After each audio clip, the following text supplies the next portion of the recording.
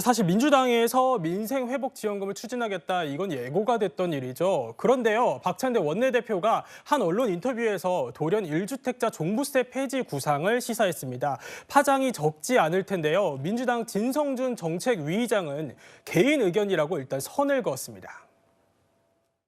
종부세와 관련된 국민들의 요구사항들이 많이 있어서 민주당이 그 부분과 관련된 검토는 필요하다라고 하는 이야기죠. 그거를 확대 해석해가지고 결정적인 거로 얘기하면 안 되셔요.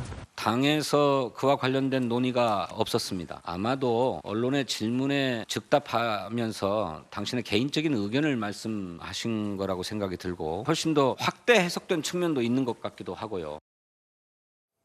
최진봉 씨님, 그런데 이 민주당 내에서도 좀 말이 엇갈리는 것 같은 모양새예요.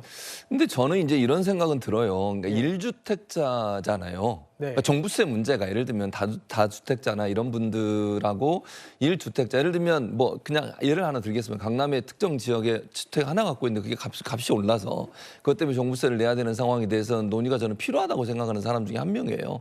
그러니까 물론 민주당 내에서 지금 진성준 의원도 그런 얘기 하잖아요. 논의가 아직 아예 이루어지지 않은 상태예요. 그러니까 이게 민주당의 공식 입장이 뭐다 이렇게 얘기할 수 있는 상황은 아니라고 보고요. 저는 이 부분은 논의할 수 있다고 봅니다. 왜 이걸 논의 못합니까? 논의 충분히 할 수 있다고 저는 생각하고요. 이게 그냥 아까도 제가 제한적으로 말씀을 드렸잖아요. 오랫동안 강남에 살았는데 한 주택만 갖고 있는 분이에요. 그분이 집값이 올라가 종부세를 내야 되는 상황이 그게 맞는 거냐 하는 부분은 저는 사회적으로 논의가 반드시 필요하다고 생각합니다.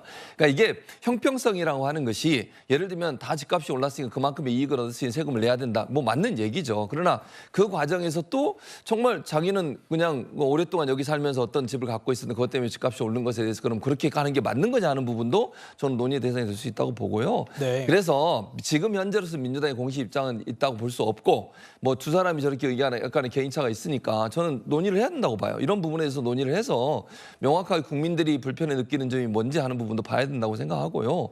그냥 예를 들면 민주당은 이런 정당이라고 하는 개념도 일정 실용적인 부분에서 일정 부분 변화를 가져올 필요도 있다고 생각해요. 국민적 대중적 지지를 얻고 인기를 얻으려면 일정 부분 국민들이 뭘 불편해 하시는지 하는 부분에 대해서 꼼꼼하게 따져보는 부분은 반드시 필요하다고 생각해요. 이념도 중요하지만 실용과 이념이 함께 가야 되는 거지 두 개가 괴리되거나 분리되는 순간 국민으로부터는 멀어지는 거예요. 그 부분은 좀 간과하지 않았으면 좋겠습니다. 아직 구체적인 단계는 아니지만요. 김민수 대변인님, 만약에 민주당이 이런 구상을 조금 더 이제 스텝을 밟아 나간다면 국민의힘 입장은 어떨 것 같습니까?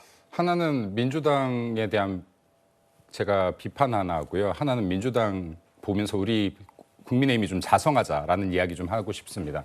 먼저 지금 이거 종부세 폐지를 박찬대 원내대표가 꺼낸 것은 제가 볼 때 굉장히 전략적이다. 이재명 대표와 충분히 둘이서 논의한 부분일 것이라고 생각됩니다. 제 개인적으로는. 그리고 민감한 주제이기 때문에 이재명 당대표는 병원에 계신 동안 박창대 의원의 개인 의견임을 빌어서 지금 한번 던져봤다. 반응을 살펴봤다라고 판단돼요. 근데 이것이 어찌됐든 간에 민주당 입장에서 이번 총선을 통해서 더 완벽한 승리를 하려고 하면 종부세 납부하는 자들이 많은 지역에서 우리 표가 나오지 않았다는 거 분석했을 겁니다. 그리고 이 표를 가져가기 위해서는 종부세를 전략적으로 꺼내야 된다라는 생각을 했을 것 같아요.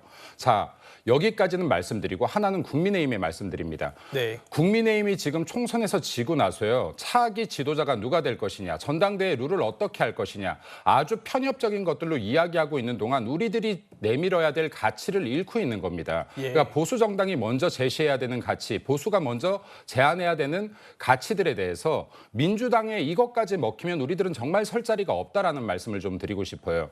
총선 지고 나서도 어떤 한 명에게 기대려고만 하지 말고 보수가 이때까지 대한민국을 지탱시키고 발전시켰던 가치가 무엇인지, 국민들이 어떤 가치를 믿고 보수를 지지하고 있는지를 다시 한번 생각해 보신다면 우리 국민의힘이 다시 한번 일어설 수 있는 토대 만들 수 있을 거라고 생각합니다. 이것만큼은 민주당 보고 좀 배웠으면 좋겠습니다. 네, 국민의힘을 향해서 쓴소리를 주셨고요. 저희는 야권 소식 살펴봤습니다.